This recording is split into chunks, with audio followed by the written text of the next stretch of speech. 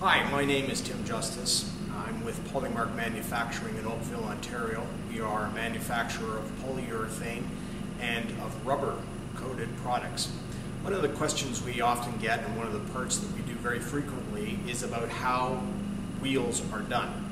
And this series of videos will have two videos, one that focuses in on polyurethane wheels and one that focuses in on rubber wheels or rubber rollers. What we do is we take the old surface, we remove it, we clean up the core, we put a new surface on, and then we machine it. And I've got wheels that are in a series here. A wheel comes in, you can see this, and this is a tire that came off of a wheel, but it's all worn. It no longer meets the requirements that in the machine it's in or in the factory or it's working. So they're sent here to us.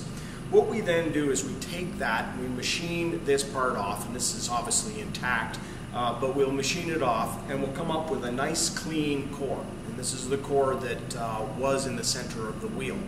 We will run it through a sandblaster and then we will prime it with a special chemical that allows urethane to adhere to the metal itself. If done properly, only extreme heat will remove this from the core. Occasionally we do have problems where we will have something come off either because of chemical or even because of mismanufacturing it. But typically once this chemical is on, the urethane sticks to that core and will remain so for the life of the urethane.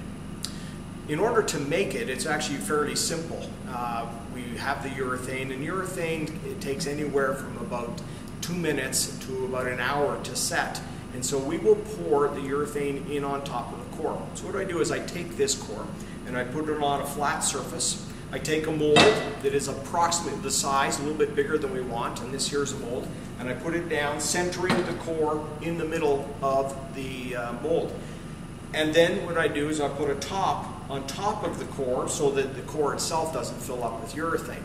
Then I will take a bucket of urethane, and we typically measure it to volume because we don't want to throw away material, and we'll pour it in until it comes just a little bit above the core. I leave it then like that from, as I said, anywhere from about 2 minutes to about an hour, letting it set, and then I will take it apart. This wheel here is an example of the wheel that was poured, and it was actually poured today, and it shows you what the wheel looks like once it's been poured. And you can see the metal inside. We have a putty ring in order to pour it higher, because then what we're going to do is we're going to machine it back. This wheel itself should not be rushed into service, and it's something which a lot of people appear and they ask us, I need a wheel done overnight, and it can be done overnight. These steps here do not take a lot of time. The problem is, though, is that urethane requires up to about 10 days to cure. We will cure it to about a 95% point in the first 24 hours, but then it requires, in a perfect world, sitting on a shelf for the remaining 9 days in order to reach its full cure. On wheels where there's a lot of abrasion, that can be a problem, and it can result in premature wear. Following that, and following the cure stage, then we go and we put this wheel on a lathe, and we're going to clean the whole wheel up, and we end up consequently with a wheel that looks like that. It is to the original contours. We can put rounded edges on it. It can be machined into virtually any sort of size. It can have grooves around it if the customer requires that for the assembly.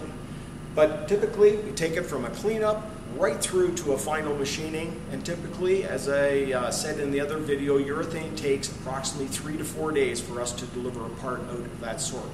Once again, Polymark Manufacturing, producing any kind of rubber cover wheel or urethane cover wheel. See our website, contact us if you have any further questions. Thank you.